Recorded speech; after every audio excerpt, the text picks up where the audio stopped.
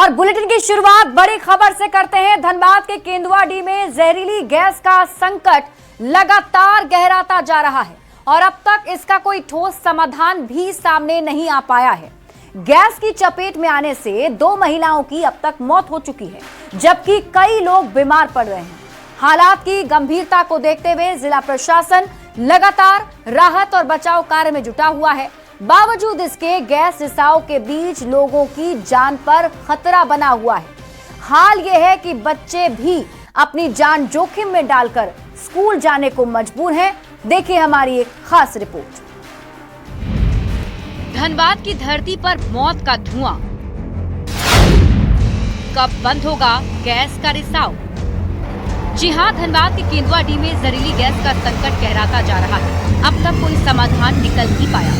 केंदुआडीह इलाके में पिछले 11 दिनों से जहरीली गैस का रिसाव जारी है। लोग बेहोश हो रहे हैं, बच्चों को स्कूल जाने में डर लग रहा है। प्रशासन ने इलाके को खाली कराया है, लेकिन लोगों का कहना है ये सिर्फ तत्कालिक इंतजाम, स्थायी समाधान कब होगा?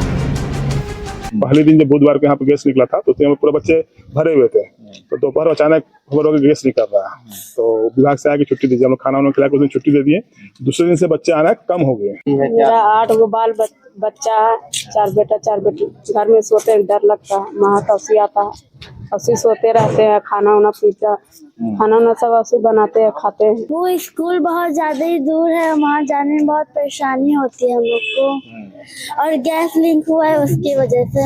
हाँ, परेशानी तो बहुत बढ़ जाती है कि कुछ हो ना जाए हम सभी को। वहीं हालात की गंभीरता को देखते हुए झारखंड की प्रभारी डीजीपी तदाशा मिश्रा और मुख्य सचिव अविनाश कुमार खुद केंदुआडीह पहुंचे।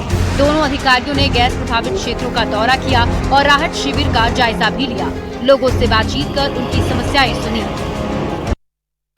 विंग भी कर रही है, स्थिति का जायजा लेने ही हमको भेजा गया। पूरी टीम हम लोग के साथ आई है। माननीय मुख्यमंत्री जी ने कहा कि पूरी टीम जाए ताकि राज्य सरकार की ओर से असेस कर सके कि वर्तमान स्थिति क्या है। कुछ लोग कह रहे हैं यहाँ के स्थानीय के जो है उनको लगता है कि ये बीसीसीएल हमको उजाड़ने के लिए भ्रम फैला रहा है, और केंद्र सरकार जब प्रेशर बना रही है कि इनको उजाड़ो, उसीलिए गैस का हवा दिखाया जा रहा है। अब सवाल उठता है, क्या सरकार और कोल कंपनियां लोगों की जिंदगी से खिलवाड़ कर रही है? क्या धनबाद के लोग मौत के साये में जीने को मजबूर हैं? सवाल ये भी कि आखिर कब तक झरिया की आग और गैस लोगों की जिंदगी लीलती रहेगी? न्यूज़ 18 के लिए धनबाद से संजय गुप्ता की रिपोर्ट। केंदुआडीह गैस प्रभावित क्षेत्र के लोगों का उबाल आज सड़कों पर भी दिखा। मसाल के साथ प्रभावित क्षेत्र के लोगों ने आक्रोशित मार्च निकाला। बीसीसीएल डीजीएमएस के खिलाफ नारे लगाए गए। कोयलांचल बचाओ संघर्ष समिति के बैनर तले ये मशाल जुलूस निकाला गया। महिलाओं ने कहा कि जान देंगे पर जमीन नहीं देंगे। प्रबंधन गैस रिसाव रोकने की दिशा में कोई कदम नहीं उठा रही है। लोग 13 दिन से परेशान है। गैस रिसाव जो निकला, गैस जहरीली, उससे हम लोग परेशान है। बीसीसीएल सुन नहीं रहे हैं, बस नेता लोग आते हैं, देख कर चले जाते हैं। इसके लिए तो हम लोग को आवाज उठानी चाहिए ना, इसलिए हम लोग विशाल जुलूस निकाले हैं ताकि ये आवाज बीसीसीएल तक पहुंच सके और वो गैस जो है हम लोग का बंद करवा दे। समाधान तो कुछ नहीं निकला, तभी ना जुलूस निकला है। वो समाधान निकलता तो जुलूस नहीं निकलता। आज 1 तारीख से ये चल रहा है, 13 तारीख हो गया है। 13 दिन हो गया। हाँ, 13 दिन हो गया है। बीच में खाना खिला रहे हैं बीसीसीएल वाले, उपचार कर रहे हैं, इलाज कर रहे हैं, खा रहे हैं। उनका तो बोल रहे हैं कि खा रहे हैं, खिला रहे हैं वहाँ के अपने हिंदी भवन, लेकिन ये गैस निकालने के लिए कोई नहीं कर रहे हैं। प्रबंधक का जो साजिश था, वह साजिश में प्रबंधक अब बैक खुद पर जाने वाला है, क्योंकि यहाँ के लोग जागरूक होकर के अब यह एकदम स्पष्ट कर दिए हैं कि हम अपना जान देंगे, लेकिन केंदुआ से हम नहीं जाएंगे। आर पार की लड़ाई है। और अब रुख करते हैं अगली खबर की ओर। क्या झारखंड कांग्रेस में सब कुछ ठीक नहीं चल रहा है? ये सवाल इसलिए उठ रहा है क्योंकि दावा किया जा रहा है कि कांग्रेस नेता प्रदीप यादव ने बाबूलाल मरांडी को एक पेन ड्राइव सौंपी है। मामला सामने आने के बाद प्रदीप यादव ने अपनी ही पार्टी के कुछ नेता और कार्यकर्ताओं पर गंभीर आरोप लगाए हैं, जिससे सियासी हलकों में हलचल काफी तेज हो गई है। आखिर ये विवाद क्यों खड़ा हुआ? पेन ड्राइव का मामला क्या है और इसके पीछे की पूरी कहानी क्या है, देखिए हमारी एक खास रिपोर्ट में। झारखंड कांग्रेस में क्यों मचा कोहराम? क्या प्रदीप यादव ने बाबूलाल को दिया पेन ड्राइव?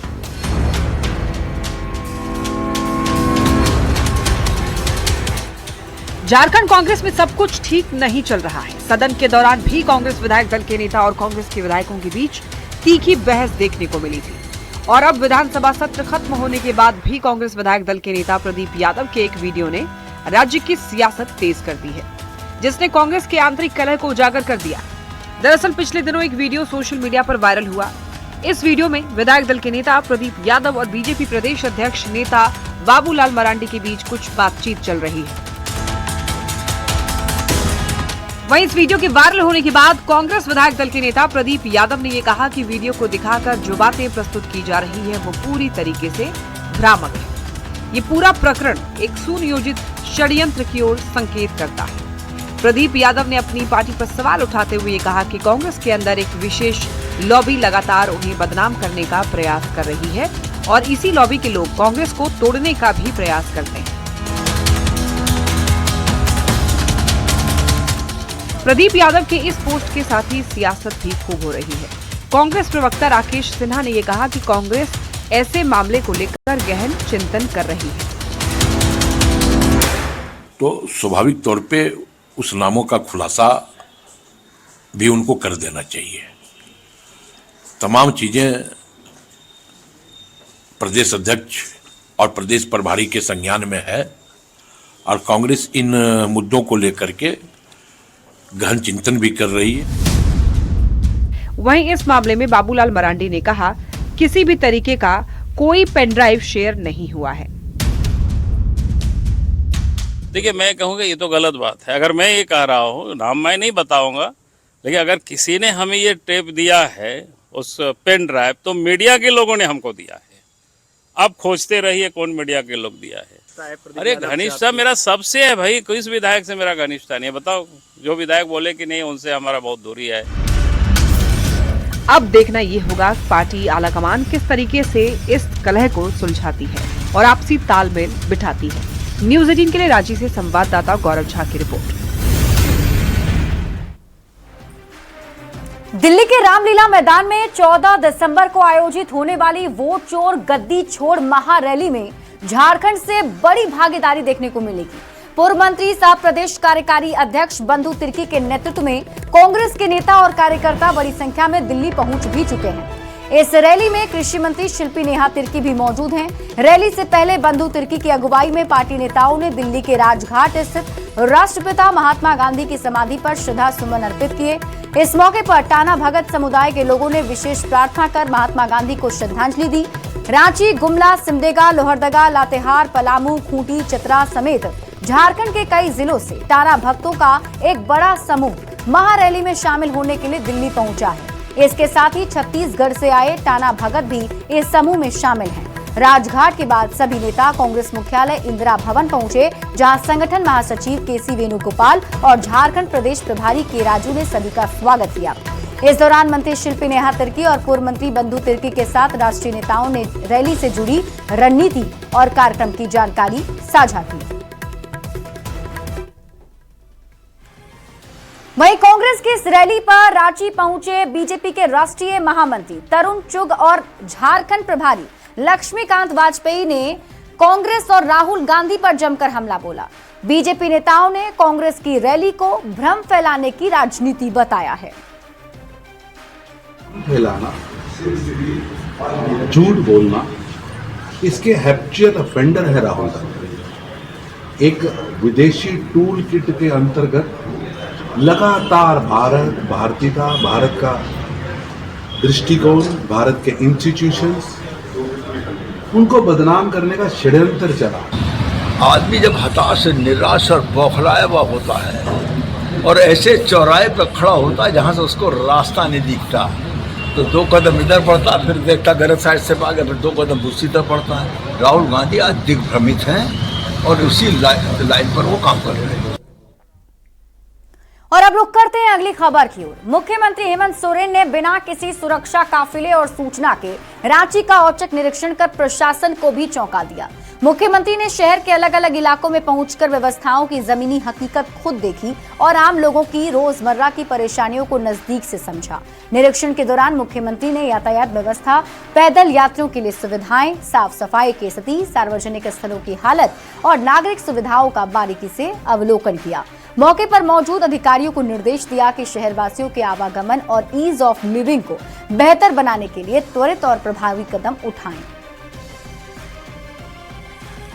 और रुक करते हैं इस वक्त की बड़ी खबर की ओर। बड़ी खबर आपको बताते हैं, जहां सत्ता या नेतृत्व परिवर्तन को लेकर चल रही सियासी हलचल के बीच बीजेपी के प्रदेश प्रभारी लक्ष्मीकांत वाजपेयी ने बड़ा बयान दे दिया है। उन्होंने राज्य में सत्ता परिवर्तन से जुड़ी सभी अटकलों को सिरे से खारिज करते हुए साफ कहा कि लोकतंत्र में सरकार का फैसला चुनाव के जरिए ही होता है। लक्ष्मीकांत वाजपेयी ने स्पष्ट किया कि फिलहाल झारखंड में किसी भी तरह के सत्ता या नेतृत्व परिवर्तन की कोई संभावना नहीं है और ऐसी चर्चाएं पूरी तरह निराधार हैं।